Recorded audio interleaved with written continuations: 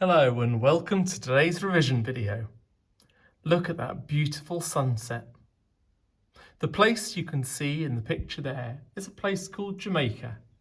That is where today's poem is set. Jamaica has long been a jewel in the Caribbean tourism industry crown, but there's far more to discover than just beaches and all-inclusive resorts.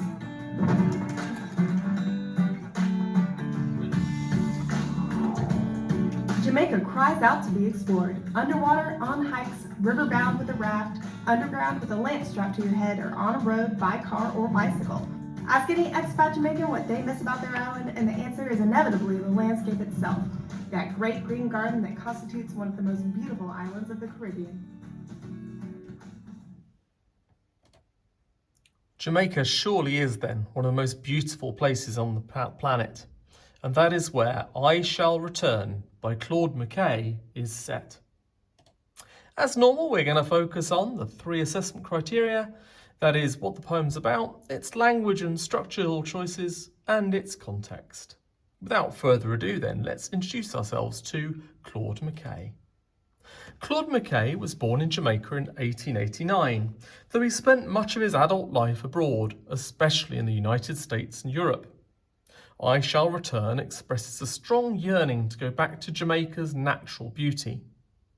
McKay was a key figure in the Harlem Renaissance, a cultural and artistic movement during the 1920s that celebrated Black identity, heritage and resistance. Though the poem is more reflective than political, it's shaped by McKay's broader exploration of dysphoria, displacement and belonging. At the time McKay wrote his poem, Jamaica was still under British colonial rule. Many Caribbean writers, like McKay, lived in exile or migrated for economic and educational reasons. The poem's longing to return is not just personal, but reflects a wider colonial reality of separation, where many colonised individuals were forced to leave their homelands and later felt a deep, painful desire to go back home. We're to take an intimate journey, as I stated before, into the life of a man who not only shaped Jamaican literature, but stood as a pillar of strength within the Harlem Renaissance in the United States. His name is Claude McKay.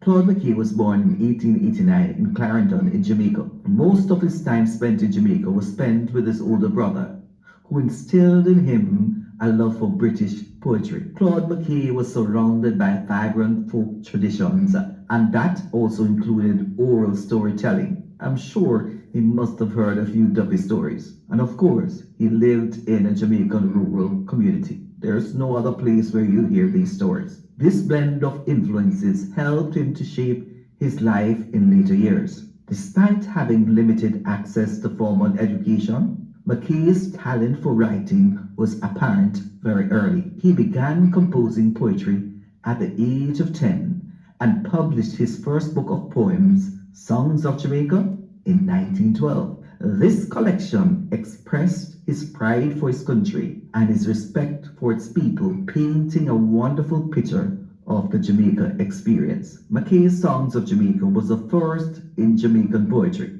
It was written in Jamaican patois, a language often ignored in literature due to its perceived lack of prestige. You know, back in Jamaica, when we hear someone talk patois and they talk it well, we see them chat bad. But that was not the case. He brought pride to the language. By using patois, McKay honored the voices of Jamaican people and established himself as a trailblazer in the field of vernacular literature. McKay left Jamaica in 1912 and moved to the United States, where he played an instrumental role in the Harlem Renaissance. This was a period that brought about cultural change and the facility of culture within the New York area. His work provided a look into the realities of Black life in America, particularly in his 1922 collection titled Harlem Shadows. This was one of the first works that truly kicked off the Harlem Renaissance,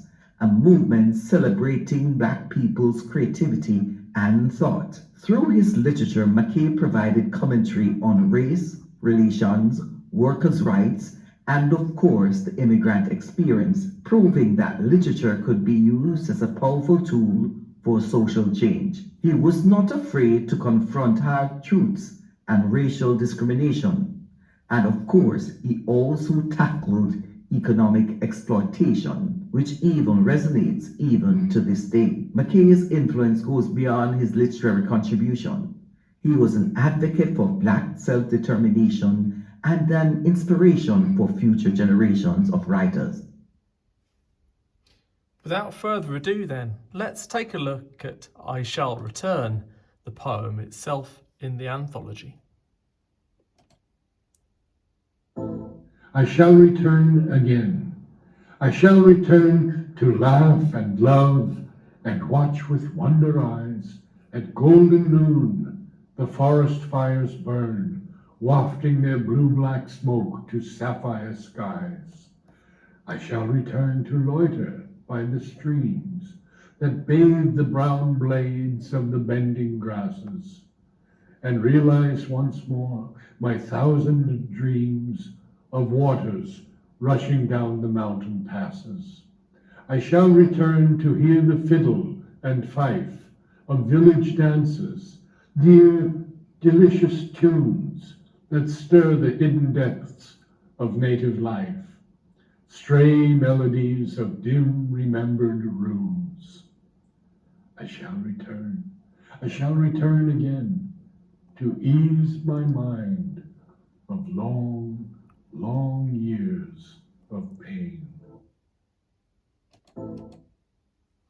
Now let's take a look at the beginning, middle and end of the poem and some notes we can make on language and of course structure. It is written in Shakespearean sonnet form, 14 lines, A-B rhyme scheme. These opening lines follow the A-B rhyme scheme, return, eyes, burn, skies. The structured form contrasts with the speaker's emotional longing, adding a sense of control or reflection to his feelings. The phrase is repeated from the title for emphasis, showing the speaker's strong emotional determination and longing to go back home. The first two lines flow into each other without punctuation, creating a sense of movement and anticipation, mirroring the speaker's desire to journey back. Words like laugh, love, watch and burn appeal to the senses of emotion, sight and even warmth, immersing the reader in the experience. These rich visual images paint a warm and colourful picture of Jamaican landscape. Contrast, like blue-black smoke against sapphire skies, suggests a blend of beauty and power in nature. The description is idealised, reflecting a deep nostalgia. The last line there creates a musical rhythm and highlights the joy and affection the speaker associates with home. The repeated I and W sounds give the lines a soft, lyrical quality. The structure slowly builds to healing and renewal. The structure builds towards an emotional resolution and spiritual restoration. Loiter suggests leisure and intimacy, not urgency, a peaceful engagement with the natural world. The mood is reflective, unhurried, and reinforcing the nostalgia. The alliteration, brown blades, bending grasses, creates a soft flowing rhythm, and the personification, streams bathe the grass, nature is given a gentle, nurturing quality. This is strongly tactile and visual. Thousand Dreams conveys depth of longing and accumulated hope over time, perhaps linking to the famous Martin Luther King speech. This is aspirational. Returning is not physical, but deeply spiritual and psychological. The last line of this section suggests freedom, vitality and natural movement, mirroring the speaker's desire to return home. This section is also known as a volta, or a turning point, appearing around line 9, shifting from natural imagery to cultural memory and emotional resolution. Dear, delicious mixes emotional, taste-related language, intensifying sensory memory. The tone is joyful, affectionate, emphasising cultural intimacy. Stray and dim imply fragmented, fading memory, giving this line a melancholic edge. Runes, ancient symbols of poetry, add mysticism and emphasizes ancestral depth. The second to last line echoes the first line of the poem, framing the poem and reinforcing longing and emotional persistence.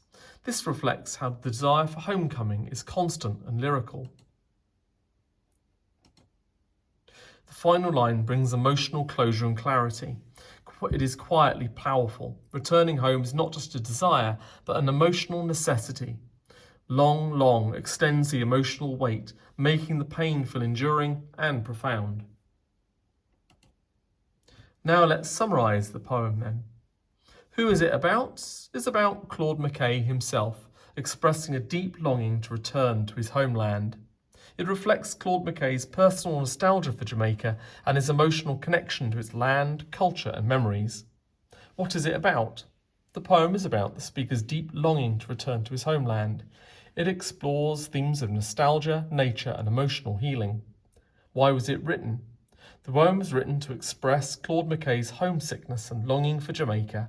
It reflects his desire for emotional peace, through reconnecting with his roots and natural surroundings. What follows is 3 key quotes from this poem then, with a bit of detailed analysis linked to each one. Here is quote number 1, and 3 things to say about it. Quote number 2,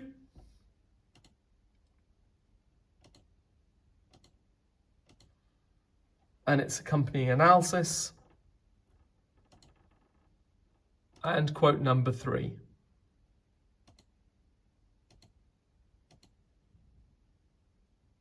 That then completes our notes for this poem then, covering all 3 assessment objectives.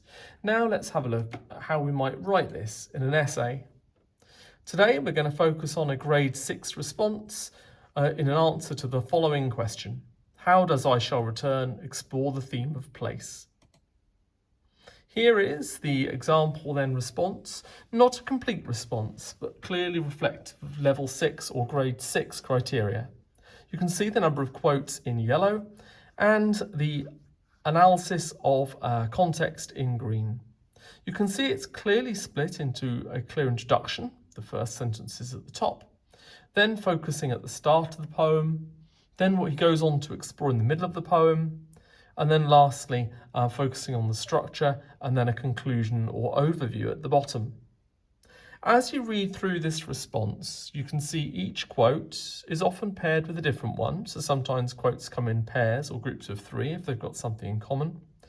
And quotes have been analysed as individual words, like the word long, for example, in paragraph 4, have then been zoomed in on, okay, proving that this candidate can look at quotes, longer quotes, as well as specific details of those quotes as well. You can see the context, that is the bits in green, are all the way through this essay, not just in the introduction. Nearly every paragraph has some nod to our contextual knowledge that we know about Claude. You can see it's not very long. This is only based on 1 poem after all, but you can see it's quite concise and deliberately links to the reader using words like we and us, showing how the language choices and indeed the context affect our reading of the poem. Well, I hope that was quite useful to show you. Please pause the video to read through more depth if you need to. A good practitioner might well turn it into a set of notes and try and recreate the essay from memory. Thank you very much then for listening to this audio guide or audio-visual guide to I Shall Return by Claude McKay. See you next time.